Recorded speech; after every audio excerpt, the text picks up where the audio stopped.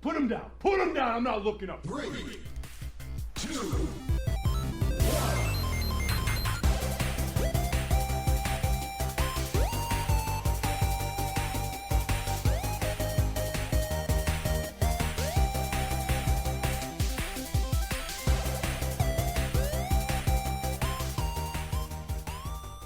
Welcome back to the Agony of Positivity podcast. I am Ross, joined by... So, Yeah. I I'm didn't get the crowd noise to pipe in for you. I'm looking at Hook's Twitter page. Is it And just nothing? He's only following one person, AEW, and he has no tweets, Yep. no replies, no likes. It's excellent. Yeah. He's going the John Moxley route where you basically never tweet. Yeah, I can imagine Moxley's like, "Oh, is that a thing? Because I've been doing it forever." He's used it once or twice, but Yeah. like he had it, and like I think the bio when he was in WWE was "They made me get this," and then okay. When he got released, he posted when his contract was up, he posted that Prison Break video on it, Yeah. and it was a big deal because it was like, oh my god, he hasn't used this thing in forever. And then I think he's like promoted a couple things here or there. Last time he's promoted anything on Twitter or said anything was October 25th. Yeah. So there you go. Yeah, he's probably someone that would actually be entertaining if they tweeted more. But, Sure. whereas you have people who tweet all the time, that it's like less is more for you in Yes. particular. Oh man, how's your week been? How has my week been? Been all right. I mean, No. I have to assume it hasn't been super great or super bad if you had to think for a second. It was Yeah, I like- mean, nothing bad or anything. Like, there's the my, crane that fell on me. my car battery's dying, so we're waiting for it to. I think it's there to like completely die because AAA comes out because we have a membership. Yeah. And if you have a membership, you can get a discounted rate on a battery that lasts. They have a warranty on it for like 6 years. So maybe all batteries do. I don't buy a lot of batteries. I don't know. Right. But I do know because I did some research, and batteries right now are expensive. Yes. They're like $210 on average. So I had to replace. So people may not know this, but like a Toyota Prius, they have Yeah. like the fancy hybrid battery, but they also have like a normal car battery in them. Okay. Mine, it was in the trunk area. Like you had to take some stuff apart to get to it, like Okay. covers. But yeah, it was like it was well over $200 for that battery. When'd you buy it? This would have been a year ago, let's say, maybe. Oh, longer. okay. Yeah. But yeah, so it was pricey for it, but yeah, I mean, so we can't blame Russia for that then. So the price so you bought it a year ago and it was already pretty expensive. yeah, it was Okay. 100% over $200 because I was looking at like the cheap car batteries. Now for the Prius, I think it has like a special setup. Okay. Like it's a different one. Let's see here. Car battery.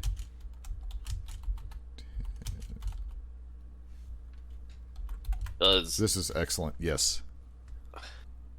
We're going to look at AutoZone here and see what they say. Just to check. Yeah. Yeah, no, it's still about the same price, $209 Okay. for one. Well, 'cause- the gold is because- $279. I think I had to get one that was like $249 Okay. is what I kind of remember. But yeah, the Prius one was like a weird shape, but yeah, it seems to be about the same Well, cost. because I asked the guy at AutoZone, I was like, man, has batteries always been this expensive? I'm like, I don't buy batteries a lot. Yeah. I've not bought a battery in a long time. Is this normal? He said, well, with the war in Ukraine and everything. I was like, really? He's like, oh yeah, it's just jacked up all the prices. I was like, okay. Or But- everyone has jacked up the prices because they know they can. Sure. Because I think I the don't know. last time I got a car battery before that, I had an 03, I think it was, Mazda. Yeah. And I think it was like $89 for a battery on that one. That's what I was expecting. Like, okay, yeah, it's going to be expensive, like in 80, 90. Yeah. Nope, 210. Yeah, that's So, hurtful. any case, so a little hacker, life hack. If you have a membership with AAA, now granted you're paying for the membership, Right. but car batteries are $150. That is significant. Well, Sure. how much is AAA a month?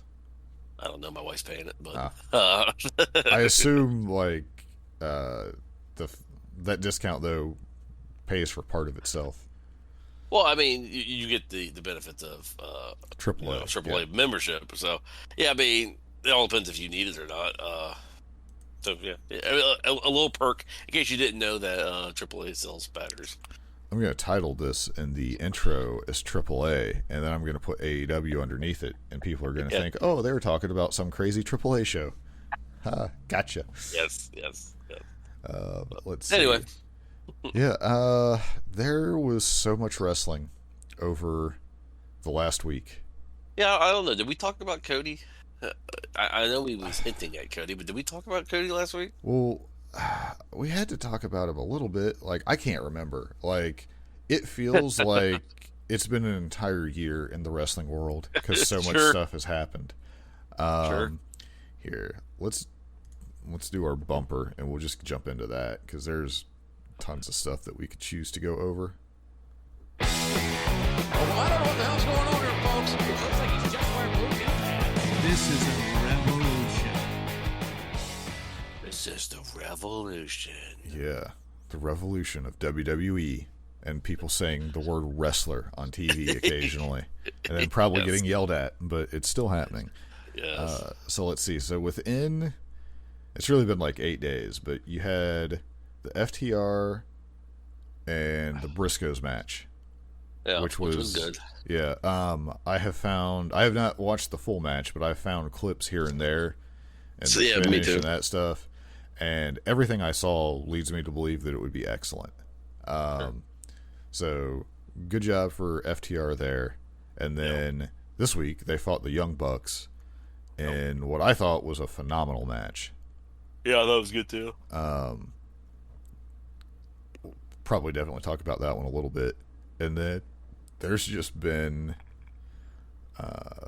lots of stuff, like just last night on Rampage. Probably the big thing out of Rampage was definitely the what's it called? Sorry, I'm very tired today. Yuta Yuta and Moxley match. Oh. And then like the progression of that story. It to me felt like a pretty big deal. It felt more like a Dynamite. Yeah. Now, funny thing about that is I was listening because like Tony Khan actually does interviews. Tony Khan, man.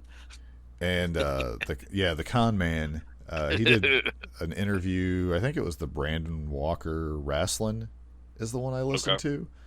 Okay. And it could have been another. Again, he did like 3 or 4 interviews, but I guess he said that for quite a while he's been booking like Dynamite, especially with ratings in mind, like trying to grab people's attention and try to get them to stay around, basically. And he was like, this week specifically, he was like, I kind of just threw all that out and just booked it how I think I should. Like if it was just like a kind of like a normal show or like just like a good wrestling show. Yeah. And he was like, so mentally I have to, like, kind of saying that it's like he knows that could affect the rating number, but he's just not going to worry about it this time. Which is probably why FTR and the Bucks were the main event as opposed to opening the show. Yeah, some of the rampages have just been terrible cars. Like, I don't care. He has mentioned that. Like, actually, that's where I was headed with it. But so that's what he did for Dynamite. But he was like, "Yeah, we're gonna get back to getting good stuff on Rampage." He was like, "It's honest." Like, pretty much, he was like, "It's fallen off." So he's gonna try to get some stuff going. But he was like, while that's been going on, been trying to build up a few people here and there, get people positioned a little bit better. Yeah, with that's Dynamite, what YouTube's for.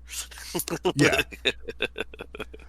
But it's like it sounds like he was like, we really need to work to get enough people to do something big on both shows, and I would say like Dynamite, because you got Samoa Joe making his debut with Max Caster. The Cage and Cole match was, as a match, it was good. Progressed Wardlow. You had the main event, which is honestly, I just needed the main event for Dynamite. Like, that was super good. I think you said like Samoa Joe getting like 80s Hogan cheers from people. Yeah. But yeah, and then we had Monday Night Raw after WrestleMania. That essentially was a promo for SmackDown at the end. Like, you got Cody talking, and then Reigns came out at the end and was like, "Watch SmackDown." I got these. So did he finally get 2 belts or a new belt? No, so he still has 2 belts. I hope they do that. Do the 2 belts. I really hope. If you're gonna call, like, because they called it a unification match at one point, so Yeah. Let's see. I didn't watch any of SmackDown because Yeah, I did either. yeah. One, I was actually like super busy at work, so I didn't even listen to it. I was listening to a Reds game, but You must have been really bored. I'm trying to like baseball this year. It's been a long time since I've really paid attention, and I was like, well, let's see, because I'm just walking around. My podcast queue gets low weekly, and it's like, Well, yeah, I mean, baseball definitely has enough content to keep you occupied for all season. So yeah, sure. So basically, the big thing is Reigns says the Usos need to unify the tag team championships as well. So, which I assume also they're going will after happen. the other tag belt. Gotcha. Yeah, which is fine. Which the Usos they're going to give it to them if they're. I don't know if maybe they're going to do the unification thing, and then the champions can go to both shows. Well, they only have what four tag teams, so yeah. Yeah. I mean, to be fair, the people that are tag teams now, for the like the established ones, we'll say, have actually been like teaming for a while. Sure. I think it's just like there's so many teams that are thrown together with the intent to implode them immediately. Yeah. That it's just like you keep expecting it to happen, and then one day you realize, oh wait, they've actually been like Orton and Riddle was clear. Like, they've even said it was designed for like a night or two or something, and then they just kept running with it, and it's like, as a fan or hearing about it, even it's like, oh, these two are turning on each other in some capacity, and then you're just waiting, and it's like, wait, I've been waiting for this, but it's been like a year. I guess they're an actual team. Yeah. Like, it's a weird. I laughed when I saw that I think it was last night they sent it out. They're like, the NXT Championships tag team has relinquished the belts, so there'll be a new tournament or whatever. I was like, no, you fired one of the tag team guys. Yeah. So they have to relinquish the belts. Yeah. Well, something I listened to, they're like, before they put the belts on those guys, they kind of knew what was going on, and they did it anyway. And it's like, there you go. What can you do? But also, Shinsuke Nakamura, I guess, is going to fight Reigns. I just, I should be excited, but I'm not. Well, I already know how that's going to end up, so it doesn't matter. I mean, yeah, Roman wins. Roman just you just need someone. You just need people for Roman to fight until he gets up to SummerSlam to whoever he's going to fight there, and maybe lose the belt. Maybe lose the belt there. You know, I don't know. He's probably going. If they truly are trying to get The Rock, he's holding the belt till WrestleMania. 100%. I can see that happening. Yes. So, which, I mean, at the moment, I mean, they can build somebody to beat him, but I don't know if they will. Maybe it's going to be Cody. No, it ain't going to be Cody. Or Cody's once the belt's only unified, 50. they need a new belt, and then Cody gets that. Like, I mean, you have to assume that Cody's getting something big. Sure, U.S. belt, Intercontinental. The We gave you a belt. I hope the Cody Yeah. Cube, if he wins a Yeah. belt, whatever belts he holds, they paint on the outside of the Cody Cube, There you go. like a little stamp for each title. And then he Uh. once he wins a big one, he can retroactively do all the previous belts he's held. Well, he said in his contract there's no guarantees. So I'm like, you're an idiot. You are an idiot. Yeah, well, I mean, he had his promo Monday, where it's basically he wants to win the belt for Dusty kind of thing. I'm sure he cried. Oh yeah, he did cry, didn't he? Yeah. He There cried. was a surprising amount of discussion I saw as to whether his almost crying was real or fake. Well, he cries all the time, so it's really hard to say. Yeah, like someone, like a lot of people were saying it's his go-to faux emotional moment, I guess.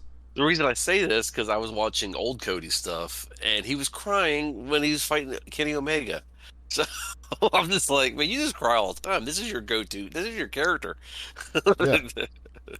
For So, manipulation or whatever, in some cases. Yeah. But all right, yeah. So from Dynamite, but yeah, Joe and Caster, I thought that was really good. Basically, that was like a showcase match for Joe. I liked it when the match first started, and then Joe beats Caster down, and then he starts dancing. I Yeah. thought that was pretty good. I thought Yeah, that was Joe good. does. Joe, I always felt. I've never been like, oh my god, it's Samoa Joe, but I like Joe, for sure. Like, Well, he's. the I do agree with everyone saying that they need to. He's the kind of wrestler that doesn't need to be wrestling all the time because his body's breaking down. Which I mean, he's old, so Yeah. yeah, it makes sense. the You but, give him the Sting treatment. yeah, like he's definitely though like the tough guy that can destroy you, Sure. but can also have a little bit of fun. Like, Yeah. he swings that balance well. Because Uh-huh. like you could tell, like him listening to the rap, he was like, "Oh, that's great." Like you're gonna die, but that was good. That was great. Nice Yeah. last words. And then dominates him, and then kind of mocks him. Like, that's pretty good. Yeah. But yeah, crowd was super into Joe. Holy moly! Uh-huh. Like, I mean, I figured he'd get a good reaction, but I didn't. Like, in general, like that crowd was good throughout Dynamite. Yeah. Yeah, they were cheering FTR, cheering what's her name, Sheeta. Yeah, So, I mean, everyone was into it. as Sheeta had arguably one of the most awkward matches ever with poor Julia. Yeah. That character, I don't know. I mean, they're moving it. Like, you can see like the face paint underneath the eye patch now. Yes, it's slowly like corrupting her, I guess. Well, if you think about it, so some of the people that Malachi has misted and it's Yeah. changed them, they Yeah. weren't necessarily good people to begin with. So it True. happens fairly rapidly. Julia, from all we have seen, was just a happy-go-lucky girl that was fairly nice. So it's Yeah. probably taking a lot longer for the mist to corrupt her. That would be my true. guess. I mean, it's true. It corrupted Cody, and he's in WWE now. So I mean, it didn't take long for him. Like, they should really play that up, like Malachi. If he sprays you in the face, it just completely corrupts you. Because I'm not seeing Pac or what's his name, Penta, yeah. in a long time since that whole feud that he had with them. Eric Redbeard, he has not appeared since he sprayed him in the face. So yeah. Yeah, Penta had like the Penta Dark persona afterwards. Sure. Sure. It was so strong against him, it retroactively misted Alex Abrahantes into Yes. the Crypt Keeper. Yeah. Which, honestly, I mean, Penta is kind of so over the top that Abrahantes being over the top too, it's fine. Like, of all the things that I could complain about, that is pretty far down the list. Sure. Like, I don't know. It was funny. Like, that whole thing. And then the Hardys and the Butcher and the Blade just murdered each other, is really what that was. Yeah. A lot of people not happy about the way the match worked, but there was a WWE match they had, I think it was the Dudleys, that it was basically the same thing. Like, both guys got to go through the table, and you can kind of do whatever you want. I was never really into the Hardy Boys until they did the broken stuff. Yeah. Yeah, I just never liked them. Other than the broken, I'm like, eh. I was a fan of Jeff once he started getting like the singles run because I thought he was pretty good. Yeah, I was never a Matt guy. Now when he did like the broken stuff, like I definitely it didn't change my opinion. And I'm talking like TNA or Impact or whatever. Like, I definitely took notice and I was very entertained by it. Sure. But it wasn't like, oh, now I like Matt better. It was just, oh, well, that's really cool. He did something kind of out there. Sure. The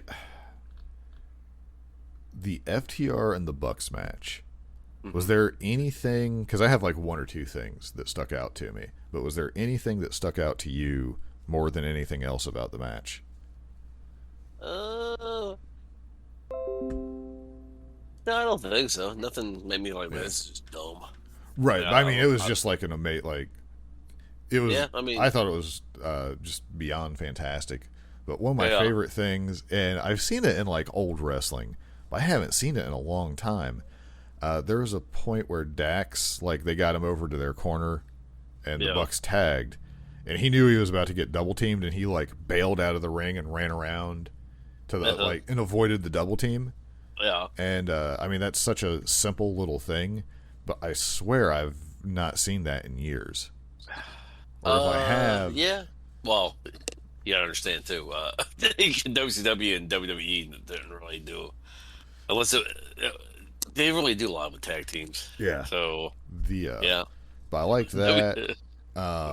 There's just like a few little things like that. Of like at one point, I think it was Nick Jackson super kicked one of FTR off the apron. Yeah. And immediately, I think Dax turned around, or Cash turned around and knocked the other Buck off, like basically neutralizing what they just did. There's like 3 or 4 things like those kind of things that it's like, well, that's how smart tag team wrestling would work. To where it's like, this is good. It was good. I mean, because if you watch the Bucks and Top Flight, people are like, that's great. I don't think it was, because if you watch it, you can they're just doing moves. It's entertaining. It's like, it depends on what you want out of the match, I guess. Because like, Top Flight and Bucks, like, that was an entertaining match. I would say it was a good match. This is a totally different kind of good match, though. Like, because it is cool to see people do like crazy stuff, but like, I mean, FTR is on a different level than a lot of teams. Now, I do think FTR will, if they were face and they could get like a Top Flight in a slightly heel roll, I'm sure they'd get an excellent match out of them. Assuming Top Flight can do heel stuff. Well, I think FTR are just good at like making people look good, because they made Sting and Darby look good. That there was who was it? They had a match. I can't remember who it was against, but it was like one of the younger tag teams. And after that match with FTR, when FTR were still bad guys, like, I was like, man, I feel a lot more respect for that team after the match. Like, FTR just made them look good. Well, I know they wrestled the dinosaur and the piece of bread. Yeah. So and that might be the one I'm thinking of, where it was like, oh man, that was actually a really good tag match that felt like a big deal. And Tony made the mistake of thinking, oh hey, they're good. So there was like 3 false finishes in a row on FTR. where it looked like the Bucks were going to win the match, did those get you to think that they were actually going to have the Bucks win again? There's a couple times I was like, they're going to have them. Yeah, like where you like throw your hands up, like I can't believe, because they did. The one that got me the most was the belt shot to the roll up and grabbing the tights. Yeah, I thought they was going to lose there. Right there, I was like, "Are you kidding me? I can't believe that they would do that." And then he kicked out, and I was like, "Oh, you got me." And then like all was forgiven, like all my temporary anger was gone. Yeah. And then they did the BTE trigger, and I was like, "Oh no, he's gonna get us something on the rope, and Knox isn't gonna see it, and that's gonna be the match." And I was ready to be mad again. Yeah. And then that didn't happen. Yeah, and then like FTR came back and like got the win, and I was like, "Oh my god." My only complaint was with that match was when the belt happened. Mm-hmm. When they hit him with the belt, the ref, what's his name? Knox clearly saw it. Yeah, but pretended that like he he didn't see it. I was like, all right, so you guys need better timing, or Knox was in the wrong spot. I don't know what was going on there, but that part there kind of. I mean, he's basically Knox, crooked for the Young Bucks. Well, that's fine. Then they need to play that off. Then. Right. Well, I mean, I would argue it's pretty obvious. Well, I think you just need to have like JR and Tony say, "Oh, yeah, boy, like, what's going on there?" You're like, "How come?" Yeah, yeah, one of those things. or something. I mean, because I think I've said this before. I have no problem with referees having, they're having a down the heart, down the books guy, crooked guy, a goof guy. Yeah, or you know what I'm saying. I have no problem with having refs like that. So going into it, you're like, oh, this guy. So you know something's going to happen. Yeah. I mean, it definitely feels like that when you see Rick Knox on a tag match. It's like, well, we're about to get the most crazy AAA stuff ever. Where people are, what was his name, Bremsberg or whatever? He's goofy. So yeah. He hasn't done anything super crazy in a while. It's kind of a letdown. Like, sure. I haven't been watching Dark, so I'm sure there's like zany antics over there. The one thing that I guess I was surprised about the way FTR won is the actual win sequence was like super dominant, because they did like the BTE trigger, held him up, kissed him on the cheeks, and then hit him with the big rig. I mean, there's no kicking out of that. Nope. And I was like, man, that's a pretty big statement for the actual win. Like, they hit you with everything literally and couldn't get it done. And part of the sequence is you're using their finisher on them. Like, that's pretty good. It was good. So, yeah, like, someone didn't like this match somewhere. And I'd love to hear who it is. Probably Tony, or not Tony Khan. What's his name? Cornette. Old Jimmy. I don't know. Cornette likes FTR, so I'm yes, sure. but he, as much as hates the Young Bucks. And I still, like, I understand like the Top Flight and Bucks match, like that one. Yeah. I can see where if you're like a wrestling purist or whatever, you just you don't like that style to begin with, and then you have a bias against the Bucks. Yeah. But like this match with FTR was, there's not a lot I can complain about with it. I just can't see how you can't admit like they are. If I was making money based on my opinion, if you were the booker for them and you didn't like them when you were the booker, you're not going to like them now. You know what I'm saying? When you thought. So I think a lot of that is from his Ring of Honor days where he was in charge of them, and I guess they gave him a lot of flack or whatever, passive aggressiveness or whatever. And I think he just has a grudge. Yeah. I mean, to some degree, it's got to be because, like, they're super, like, because he's convinced that they're not popular. Yeah. And it's like, yeah. But yeah, them and Kenny Omega just. Oh yeah. They're not doing it. It's like, I don't think you've been paying attention. Well, and the one guy that does the podcast with him, Yeah. I don't know his name, but even he admitted he's like, I know you and me do not like. He was talking about Darby Allin. Yeah. He's like, I know you and me do not like Darby Allin. He's like, but Darby Allin is over with this fan base. Yeah. And then Cornette, reluctantly agreed. He's like, yeah. So Well, it's like, I think also though, if you admit that Darby's like, because that's basically an AEW creation at this point, sure. then he has to give Tony Khan credit. Yeah. And again, Cornette's the guy who's like, can you believe that the guy down at the local hamburger stand loves hamburgers? What a mark for hamburgers. Yeah. I love hamburgers so much, I want to make a business of it. He doesn't like John Moxley either. No. He says John Moxley looks like a bum. I'm like, of the people he doesn't like, I could kind of see not liking Moxley. Like, that almost makes more sense to me.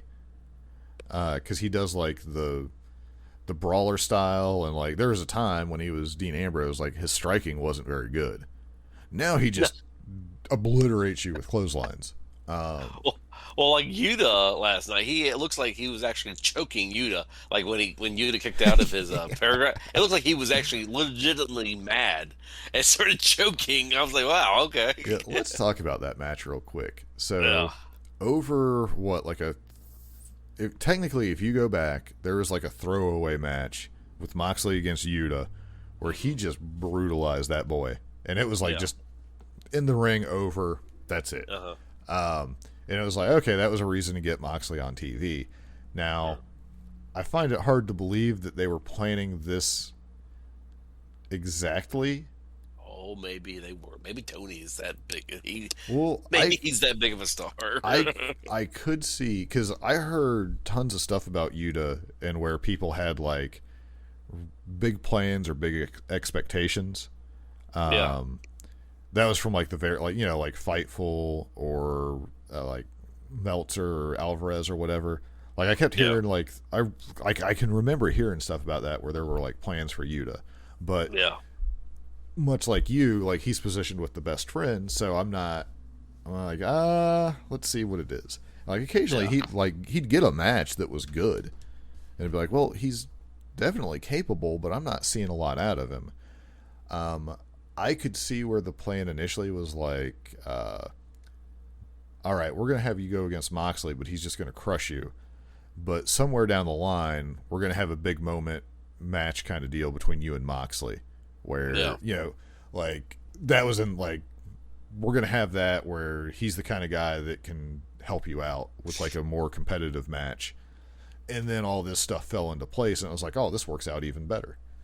Sure. Like I could see that, but yeah, within the last couple weeks, like he had the match against I think it was Moxley again, where he get much more competitive, but he got caught in the choke, and then like he basically had that, like his body language was almost like, you got me, and then he eventually tapped out to it.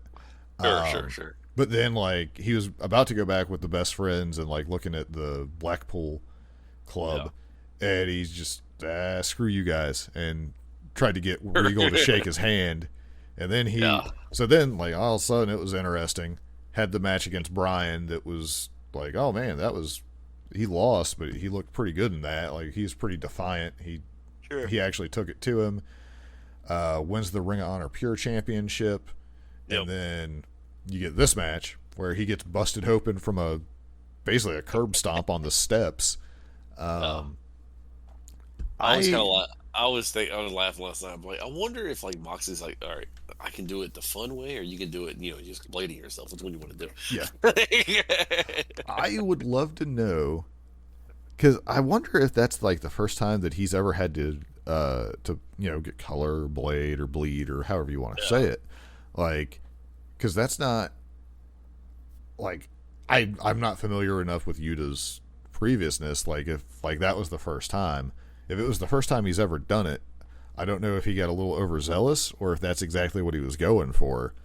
But maybe, maybe in the AEW contract, uh, they said, okay, we would like somebody to bleed every now and then. And Yeah. Cody said, oh, I got that. Yeah. Now that Cody's gone, Yeah, someone distribute. someone needs to fill in that gap there, maybe. I would. That's one of those things. Like, it's a total throwaway thing, but I would love to know, like, the conversation, because, like, you'll hear people talk about it, and, like, even Cornette's talked about it on his things. Like, I've caught it here or there, where he'll kind of talk about, like, I haven't heard him give it away, but I'm sure he might have at some point. Like, all the stuff that goes into, like, making your blade, how to conceal it, how to do it, and that kind of stuff. Sure. Because he's commented, he was like, Punk's got the magic touch. As far as, like, he's able to, you almost can't tell when he does it. And then he was like, and then MJF's got some things to learn because he hides under the ring. But, like, I'd say this is definitely a scenario where Like, the I blood always was kind of needed to really Yeah. get the moment over.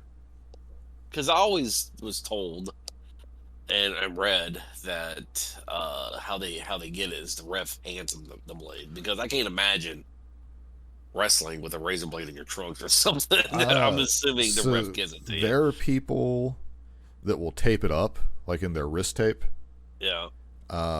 where, like, the blade's, like, covered in some way, and then they can kind of get it Yeah. out of there. I think Flair would tape his to, like, he'd make, like, a real small one and do, like, his fingertips. Yeah. Some people, it's kind of wrapped up in something in their tights. There was one story about some dude that, like, hid it in his mouth. No way. Yeah, no, No way.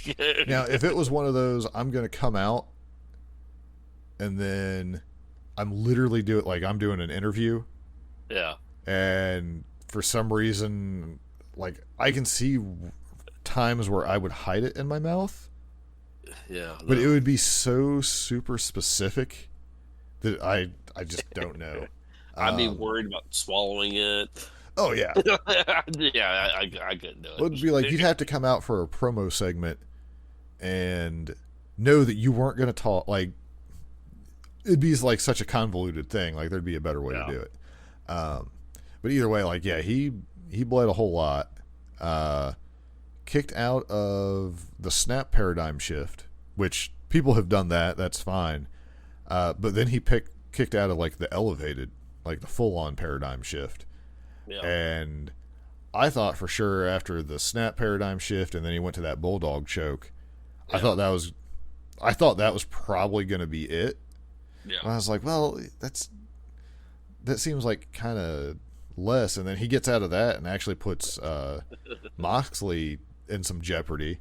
Yeah. And then finally, like, Moxley ends up hitting him with that, like, super paradigm shift, and then that doesn't work, and he, like you said, he immediately rolled over on him and got him in that choke, and then that was eventually it. But like you said, he sold it, Moxley did, as crap. Like, he didn't even argue with the ref or nothing. He was just like, I got to do something to get this guy. I'm gonna rip your head off. Yeah, like, this guy is. This is. It's like when Goku or Vegeta powered up, and the bad guy's like, "Oh crap, I have messed around too long, and I'm about to find out that was not the thing to do." Yeah. But yeah, so he finally comes up. Moxley's sitting in the corner, looking at, like, because Regal and Danielson come down. You got Moxley sitting in the corner, and he's giving them the eyes, like, "Dude, did you see that?" Kind of thing. Like, I can't believe it was that hard to put that kid away. I'm not. So how do you feel about this whole club? I don't know. I mean, so far it's been the Blackpool kick the shit out of Wheeler Yuta club. I don't know. Regal, I mean, he's a good talker, obviously. Yeah. I don't know. He needs to be more. I don't know. I don't know what I need from this club, but I'm not completely sold on him yet. So I think so far, like, obviously they've kicked the crap out of Yuta, but I honestly think the point of the club at the moment has been, Yuta's your first guy, and we got to make him feel more special or a bigger deal than he is. So to me, that's been their, like, kind of established them as, like, a team. They're winning matches. they'll tag or they're still solo. Regal will come out on commentary with them. But it's basically been getting that third guy, because the initial thing was get like a younger guy and train him. So Sure. I think step one was get Yuta kind of leveled up there. And if that's the case, I feel they have 100% accomplished that. Sure. Because like I'm excited to see what Yuta does next now, as opposed to being kind of indifferent and hoping that it'd be something good. Now it's like if the only thing on Dynamite next week was like Wheeler Yuta is gonna do some stuff with William Regal, it'd be like, all right, even if it's just like 3 minutes of Regal like making him do squats and yelling at him or something, be like, all right, I'm here for this.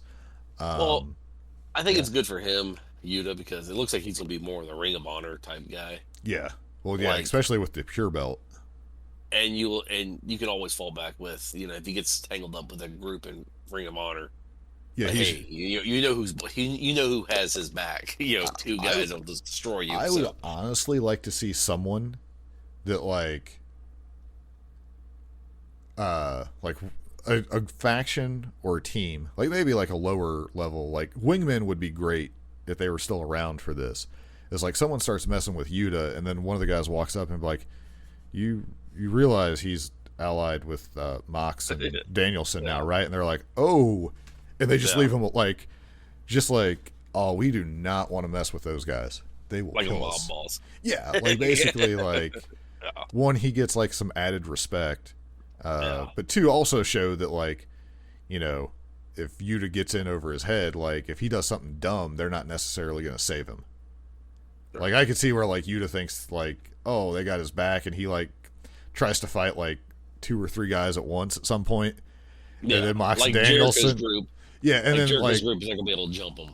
right. Well, or Moxley and Danielson like look at Yuta and they're like, what does he do? And they let him get his ass kicked for a while before they finally jump in and save him. And they're like, you can't just can't do that kind of thing. Like there's some hilarious things they could do that's still like good.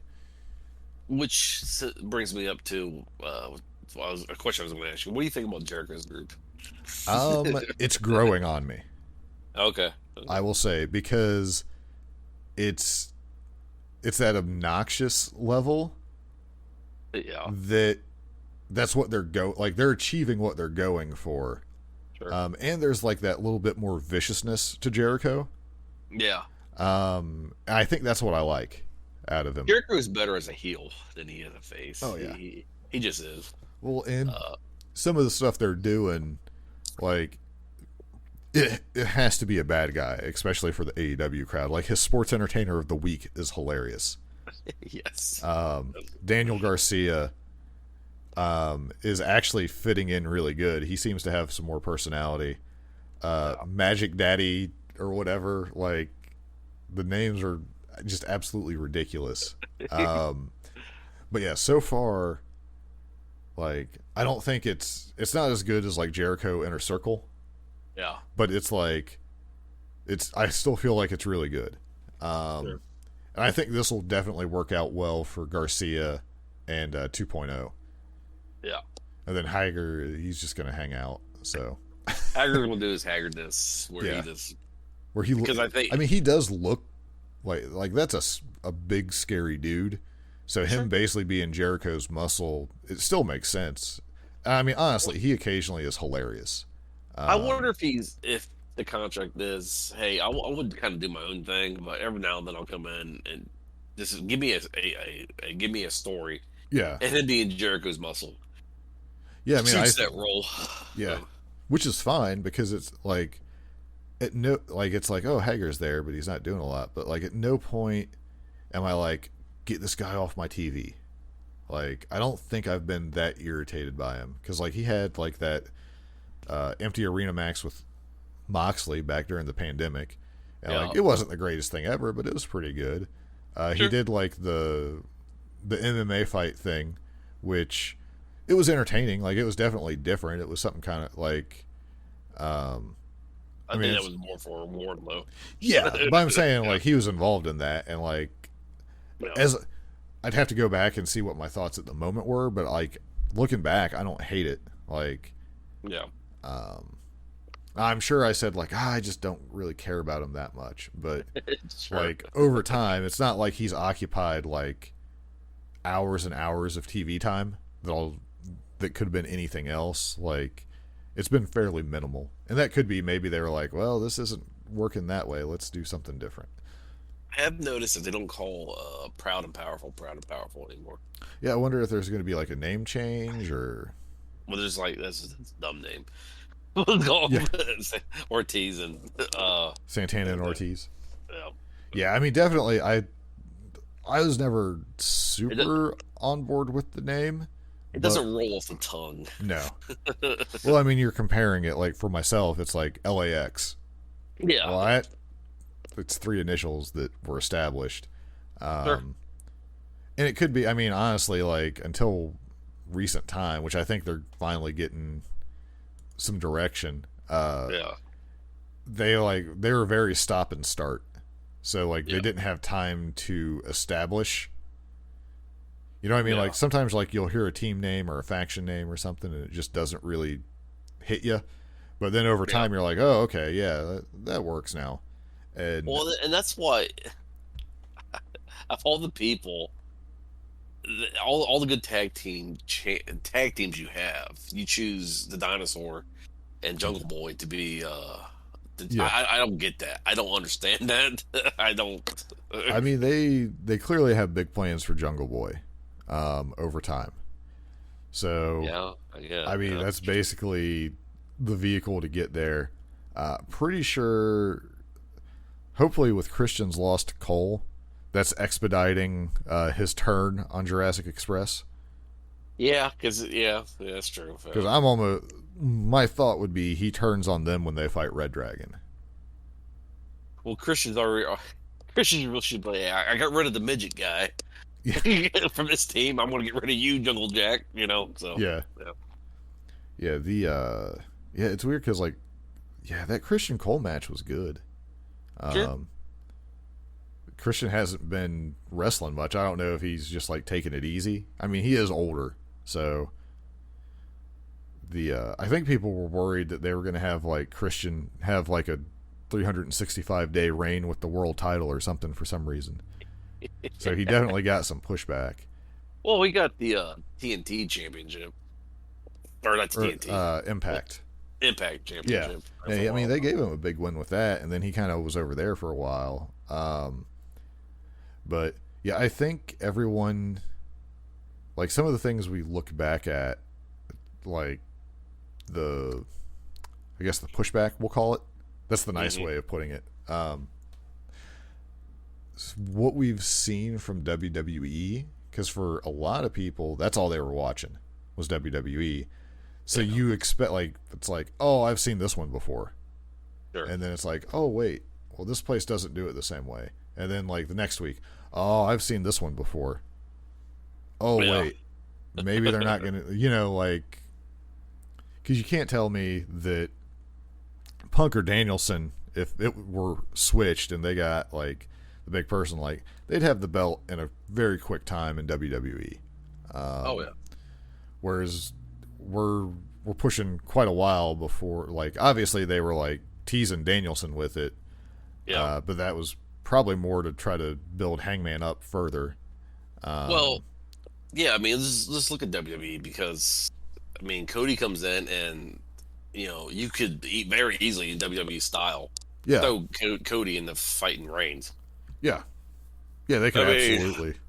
So, I mean, it's a different style that AEW has. Yeah. Myself, I prefer the AEW style. Yeah.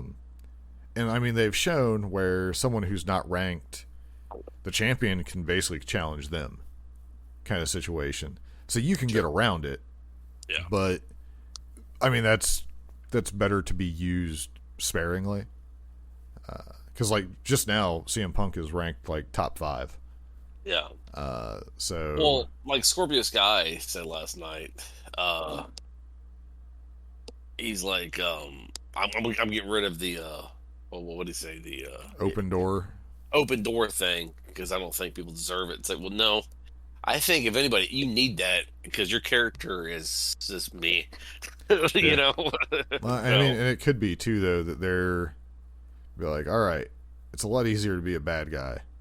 I mean, honestly, he's potentially can be the cool bad guy out of the group. So if they let him just be totally terrible to people like trying to challenge him, like that might be the beginning of something for him. I'm tired of Sammy having it though. I'm just tired of Sammy. I just had a break. He just got like, from anything I've ever seen, like he seems like a good dude. Yeah. But he also seems like that friend that you have that is just I'm gonna have to beep that. Just a all right down the time. Down the time. It's like 50 seconds. Man, I haven't had to get into edit in so long. No, but that's how Sammy irritates. Yeah, like he's just like that friend that just will get on your last nerve on purpose, kind of thing. Yeah. Or who's like, oh, watch this prank. I filled his bathtub with molten lava instead. Like, dude, that's not a prank. Yeah. Like, I feel like he might be that kind of friend. Yeah. And that might not even be true, but that's the impression I get. So, like, I was like, all right, good guy Sammy, here we go. And now it's like, I can't even root for good guy Sammy. He just, when I hear Jericho compare him to Eddie Guerrero, I'm like, no, he is not. Because I wasn't the biggest Eddie Guerrero fan, but Eddie Guerrero was good at what he was doing. Sammy has a long ways to go. Yeah, by that comparison, for sure. Yes. I did not like Eddie Guerrero as a good guy, because he'd be a good guy and cheat, and they'd be like, ha ha, Eddie Guerrero just loves having fun or something. And then the bad guy would cheat less than Eddie, and be like, can you believe how little respect they have for the rules? And it's like, wait a minute, like that just frickin' Michael Cole, haha, those Guerreros just love to lie, cheat, and steal. Dude, that's not a good guy thing. Yeah, that's true. Yeah. I mean, sign of the times back then, like countercultural stuff. But that was his character. I wouldn't want a roster full of Eddie Guerreros like that. Right. But I have no problem with one character being like that. You know what I'm saying? So I think I more hated the commentary of Michael Cole. Like, well, sure.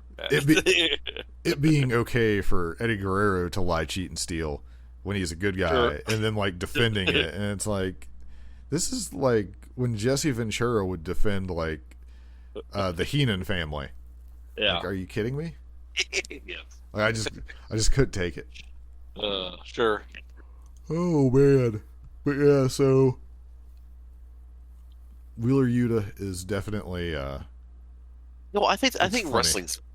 wrestling is missing that, because since you brought up Bobby Heenan, Yeah, maybe AEW is missing that. They don't have a bad guy announcer. I mean, I guess Shivani is every now and then when it comes to Britt Baker and that weird relationship they're trying to do there. I don't get that. yeah, but it's just they don't have like the full on heel announcer. Because Bobby Heenan would crack me up. Some of the things he would say. Yeah, I mean, mostly you get the occasional guest. Yeah. But yeah, you're Jericho right. is just. I mean, I think when Taz is on, Taz is technically a heel announcer. Yeah, I suppose. But it's subtle. Yeah, I mean, well, in some cases it's subtle. Other times it's just outright like. I straight up just want a Bobby Heenan type guy. Because WWE has that. They have heel announcers, I guess. Yes, but they're terrible in a different way to me. yes, I'll agree with that. Yeah. Like maybe I just miss Bobby Heenan. I think that's probably it. Yeah. And the problem is, I don't know if you're going to find a Bobby Heenan announcer nowadays. Because if there was one, he'd probably have a job somewhere that we would have heard. Joey Styles, maybe. I mean, Joey Styles is more neutral, I always felt. Yeah, Because he just was true. like the one-man booth was That's really true. where he excelled. Yeah, that's true. Yeah. It's a shame he never showed back up. I'm assuming he's still alive. I think he is. I think. Yeah, I was kind of expecting him to be in AEW, but oh well. Where is Joey Styles? Joey Styles. Because he'd be, oh my gosh. He is. This says he is now selling digital advertising full time in New York City. There you go. Oh, this is fantastic. Is Joey Styles related to AJ Styles? Yeah. And the response is, Joey is not related in any way, shape, or form to AJ Styles. That's great. All right, that's the title of the show. Right there is Joey is not related in any way, shape, or form to AJ Styles. Who would think that AJ's what? I mean, they have the same last name. I mean, They do. If you have no idea how pro wrestling works, then that's a legitimate question. Sure. Man, they're just feeding into Vince McMahon's theory of like you can't have people with the same name because they get confused. Yeah, and maybe that's why. Well, I don't know because AEW is like hard challenging that because you got multiple pages, like multiple Adams, to where the crowd can. It's easier on the crowd because they can just chant for Adam, and it it makes sense. Like. Yeah. That's true. AEW does the complete opposite. Oh yeah, I want to get as many people named on here as Moxley as I can. Like we only got 3, but for that name, that's an awful lot. Well, yeah. I hope one day they like. It's hard because like there's all kinds of like funny things they could do, but it's like you can't like if they did like the same name Battle Royal. Yeah. And like. The winner, whoever won, anyone who had like the same name, like if you put like all the Adams in it or all the pages, like it came to like if Adam Page won, Adam Cole had to either just go by Cole or change his first name. Like I always kind of wonder and just make that like an actual stipulation. You can't because it's ridiculous, but it would be hilarious.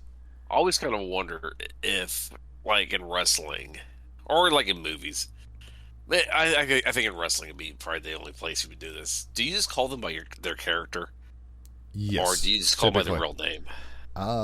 So my short experience with it is people would just typically whatever name they worked under. Yeah. That's basically what you referred to them as. Gotcha. More often than not. And then like if you act like once you actually knew people, you would sometimes use like that name. But it was in a lot of cases like people had like 3-syllable names and their work name was like 1 syllable, and it's like, well, it's just easier to call you that. Well, like it'd be weird to like if you and me were wrestlers, and your name is Bottle Rocket. It'd be weird if I just always called you Bottle Rocket, you know? I just couldn't say, hey, Bottle Rocket, what do you think? You know? I mean, that's how it works. Well, in WWE, you would never call me anything other than that. Like, you would never reference me as, oh, he went over there. You'd be like, oh, Bottle Rocket went over there. I just gave you a name, Ross. Maybe such your new name, Bottle Rocket. I mean, that's not the worst name. Yeah, I don't know. For me, it'd be hard to call you your wrestling persona. Well, you also think of it this way though: is like once you show up and you start like being introduced to people, like there's a good chance. Like if me and you were to start at the same time, like you'd probably refer to me that as what you would know me as. But there'd be people that you'd never met who'd be like, "I'm Tim Pizza," and you'd be like, "Well, I'm just calling you Pizza because." That's ridiculous, but all right. And then that guy would be Pizza. Like you met him, and he's Pizza. Yeah, sure. So like, because imagine like you started a new job and you just were telling people, be like, "What's your name?" Shovel. Shovel's what I go by. Yeah, it's not my Christian name, but they'd be like, "All right, that's a weird dude." But well, no, I don't know. There was a guy that he was just the one job he worked at. He's like, they call me Snakebite. I was like, well, I'm not going to call you that. Well, that's because that was. I'm just going to say this. I don't think he's listening to the podcast. That was stupid. because didn't he give himself that name? Like, well, no, well, he said everyone calls me Snakebite. I was Yeah, like, well, but- I'm not calling you that. I'm gonna say too that we know that he just said that. Like, I Yes. can tell you anything, but people call me Death Star. Yes. No, they don't. No one's ever called me. No one's ever called Yeah. you that. Unless there's an elaborate story, and that dude's story was he had like 2 lip piercings, and Yes. it was like, no, just like you're trying to be cool, and it's not a thing. Oh man, Snakebite is in no way related to Cobra Commander. Yeah. All right, is there anything else you want to talk about today? We could talk about a little bit of movies, I guess, and TV shows if you so desired. Yeah, let's do that real quick. I don't have a lot, but Yeah, it's fine. We'll throw something in on the end here. it'd be a great way to end the show, I Something guess. that could never ever possibly destroy us. Mr. Stay Puft. He chose poorly. You have chosen wisely. All right. So what do you got? Been watching old Yellowstone there finally. Yeah. I'm in season 3 now, actually. Did you see where Brock Lesnar met one of the guys from Yellowstone backstage, and he's like a Yes. big fan, I guess? Yes. And Well, also they how kinda small that guy looked by comparison to Brock Lesnar. Well, and I guess it was kind of spoilers there because the season I'm in, I'm thinking, was that guy still alive, or is he going to make it? And then they actually said on season 5 of whatever his name, Jimmy, and they showed him. I was like, okay, well, he made it to season 5. Yes. Okay. You still there? Yeah, no, I was just thinking I think Yeah. that would make me mad for it to be spoiled in that way. He's not a big character in Yellowstone, Okay. so I mean, it's not like, oh my god, Yeah, So, it was just like a subplot. well, yeah. So I'm just like, yeah, he's a subplot. He's a subplot, comic relief type character. So Okay. yeah. That doesn't seem But, like a show that would have a ton of comic relief. No, it does not. It's very dark. It's you ever seen Sons of Anarchy? Some of it. It's very Sons of Anarchy. Okay. A little bit of Game of Thrones. Yeah, different setting. Just people are fighting each other. Houses are trying to, so. It's all right. It's not a very like I said, it's not an uplifting show. So if you're looking for like, hey, I want a good movie, just sit down and watch. Just make me feel good. It's not going to be that at all. So, Kevin Costner. Does he teach them how to play baseball? I've probably already asked this, but No, he Not yet? There's no baseball. There's no baseball in there. is that going to be season 8, where they abandon everything and they just try to start a baseball team? Yeah. All right, I want to turn this ranch to a baseball field. I'm hearing ghosts. Like, it doesn't make any sense to the rest of the story, but we're just throwing that out. Once you get to season 8, you do whatever you want. Yeah, the 2 main bad guys so far is it's him, because he's definitely he's not a good guy. He's definitely a bad guy. And then the Native Americans, which I kind of root for, because in 1883, the prequel, they tell that family, hey, we'll give you this land, but my people will come in 7 generations and take it back from you. So they kind of already preset it, like, we'll Like, give what's going going to to happen? Yeah, we're giving you this land because your people need it, but my people are going to come back and take it from you. So in my mind, I'm like, well, They're not going to give it back. The Native Americans rightfully owned this land. Oh, okay. Yeah. So, Well, yeah. I mean, they're just kind of showing. They're showing like late high school, early college history, yeah, where it's Yes, like, exactly. oh, that's what really happened. yeah, Well, why did we learn it this way? yeah. Yeah, I mean, it's all right. It's good to see Kevin Costner in a westerny type thing, because I think that's what he plays. He plays the same character in every movie Yeah. he's in. The lost soul. That has gills. Yeah, so Kevin Costner has had quite the career of he's baseball been in a lot of movies. movies. You know what? He actually they asked him about that during the that baseball thing that they did last year with the Field of Dreams. They asked about that, and he's like, "I've only been in 3 baseball movies." He's like, "People think I've been on kind of." He's like, "I've only been in 3." I disagree. Look it up. That's what I'm trying to do. Field of Dreams, For Love of the Game, and what's it called? He's a college baseball player. I see here is 300 baseball movies. Let's see, Bull Durham, Field of Dreams, and For Love of the Game. Yeah. I would swear he was in something else. It's because they're all 3 of those are really good movies, and you've probably seen them a lot on TV. So that's probably why you think that he's been in a lot of movies. I guess so. Like my brain just like The Natural. That was Kevin Costner. No, see, that's not Kevin Costner. I don't know. You think someone like, they have like the deep fakes where you can like switch people up. You think anyone's actually done like a deep fake with like The Natural and just put Kevin Costner in it? I mean, I can see him being in that movie. I mean, that's definitely a Kevin Costner type movie because the character is very, I got a past type thing. So, yeah, but no, that's not Kevin Costner. That's I forget the guy's name. He wasn't in Major League. That was Charlie Sheen. Yeah, I was listening to. Oh man. So I have at least typed it into the internet of deep fake Kevin Costner in The Natural. So maybe we'll get that one day. Okay. I think The Natural was the first baseball movie I ever saw. Okay. For people who haven't seen that, because that's is that Paul Newman? Who is that? Who's that guy that plays in that? Hold on. Since you're talking about it, The Natural who's the character? cast. I don't think it's Paul Newman. Rob Redford was Roy Hobbs. You got Robert Redford. You got Kim Basinger, Glenn Close, Wilford Brimley. Yeah. Those are like the bigger names. But yeah, like the basis of the movie is guys like a baseball player, but like as a kid, I think, lightning strikes a tree, so he makes a bat out of it. And then, super bat. Yeah, and like for some reason, like he just uses that bat.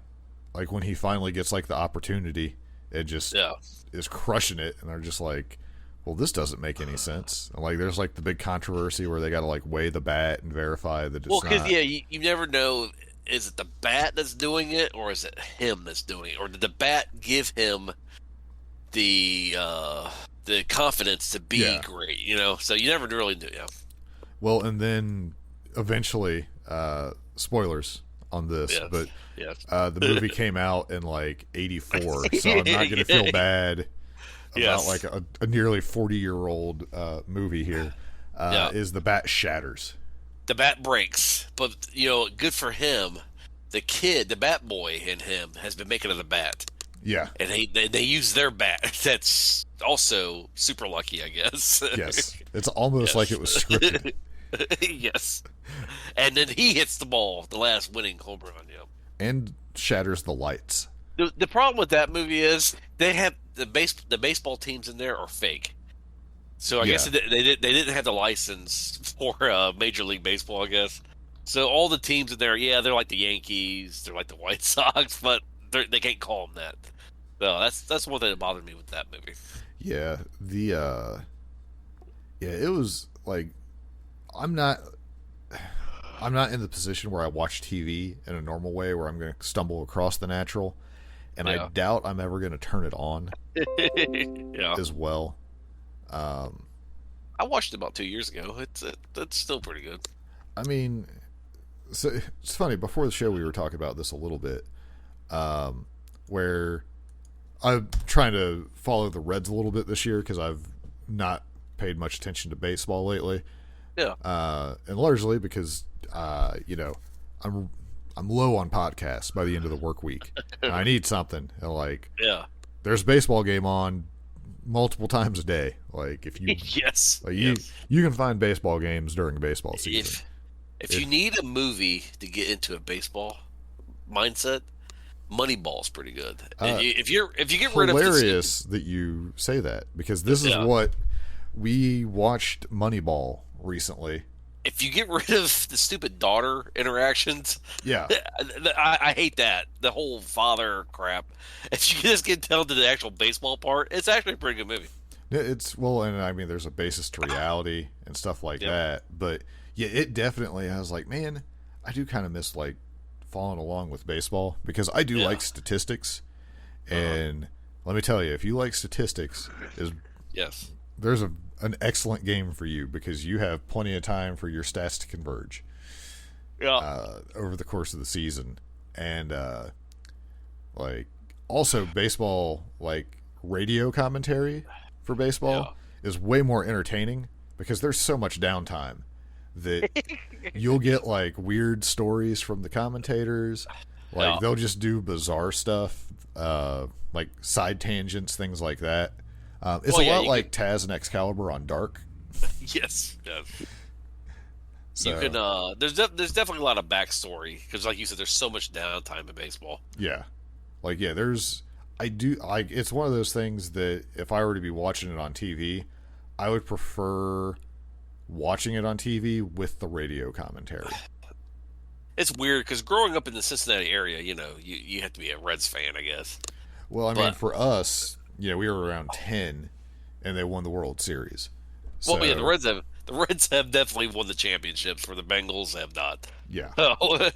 But I always kind of like the and it's funny in football I can't stand the city, but in baseball I always like the Pirates. Yeah. Their look, the Pirates look is awesome. Yeah.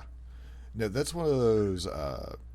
So, I am very fair skinned with red hair, so wearing a bright red hat, not necessarily the best look for me. Yeah. And yeah, like the Reds, like I mean, they have fantastic history because I mean, first professional team and all that stuff. But sometimes, like, you'll see like the uniform. It's like, well, that's way cooler than just a C. Yeah, exactly. Like honestly, the Cubs is a better C because their color is blue. So yeah, I don't know. I don't like the Cubs color. I mean, I'm partial to blues, but going back, you like kind of mentioned like Moneyball or whatever. It's basically like the Pete is the one dude, and they're out with the athletics, basically like just viewing baseball as numbers. So one of the things that comes up is it's like they lose like their big player, and it's like three big players. Right. Well, I was thinking of first base. Gotcha. But yeah, they lose like their big players because it's like technically a small market team and all the stuff that kind of goes on with that. And it's like, well, you guys are looking at it as this, and I'm looking at it as like this guy gets on base at this percentage. Yeah. All three of these guys, this is their on base percentage. That's all we need to replace. Doesn't matter how we do it. Like these are the numbers we're trying to hit. Because, like he says in the movie, he's like, what do I care how he gets on the base as long as he gets on the base? Yeah. Which is true. Yeah. Yeah, because like if you could get walked like every other time you were at bat, you'd be doing pretty good. Sure. Like that'd be fantastic. So, and it's what was it? I had a manager when I delivered pizza that was like super baseball guy. Like he'd watch teams that weren't even in the division of the team that he rooted for. So to me, that's completely insane for baseball. Sure. Football, I can be like, oh, Monday night game. I don't really care about these teams, but I'll watch it. Sure. Baseball, I'm not that worried about it at all. And he was like, if you think about it, like if you had a career average of 300 for on-base percentage, you'd potentially be like Hall of Fame conversation. Is like, that's basically you only succeed 3 out of 10 times. And that's like, that's really good. So it's a weird way to think about the perspective. Well, baseball did it to me last year when I think it was last year when I watched the Yankees and White Sox in the cornfield. Oh, I mean, we talked about that. Well, that was something special though. That's what I'm saying. Yeah. That's what baseball needs. It needs more stuff like that to where if you told me I would ever watch a Yankees and White Sox game, I'd be like, yeah, that ain't gonna happen. Right. Yeah, So, like Yankees Red Sox would be more likely. yeah, I mean, if I was gonna, yeah, sure, but yeah, Like, 'cause, Yankees I mean, and that's White like Sox, a known big, like a big comparison rival kind of situation. sure. So I think baseball needs more something like that. Yeah, more. More Kevin Costner type movies. So they actually play on a ranch. They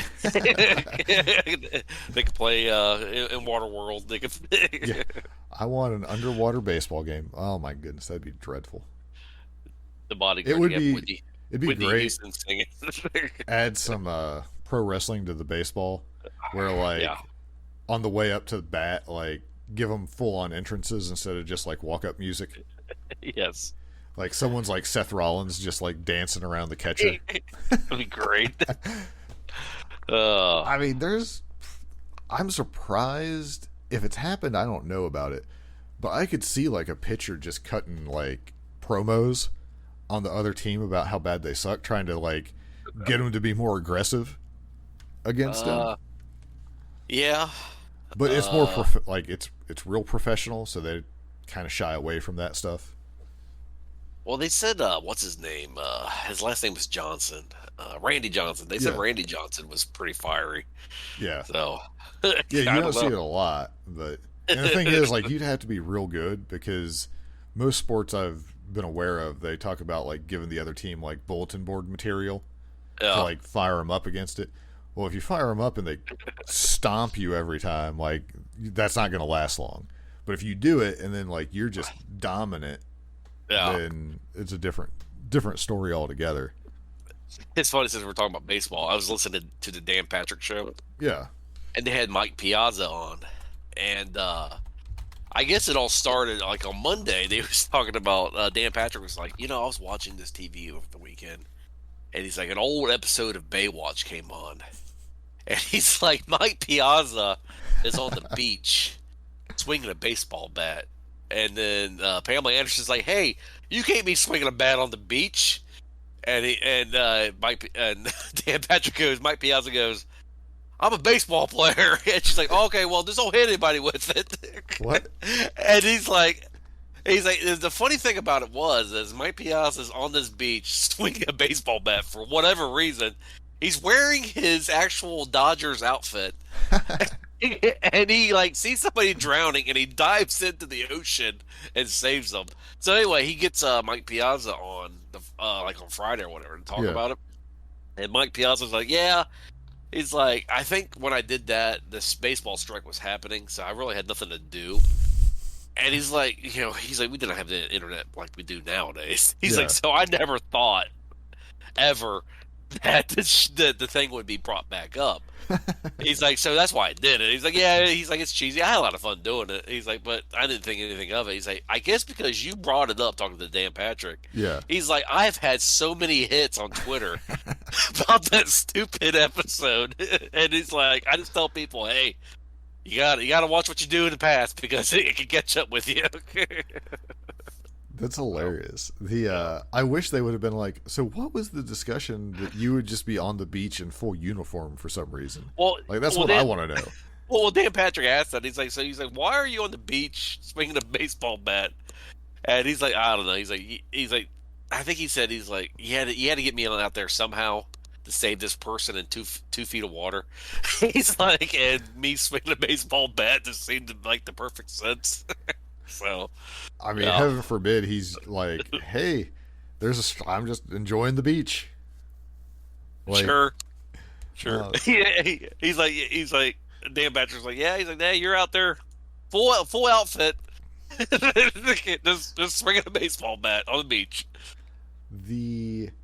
I would like it though if that's how like baseball players were. They just walked around in public in like their full uniform all the time. Yes. Like when you'd see like Razor Ramon pop up on a talk show and he was actually in his gear.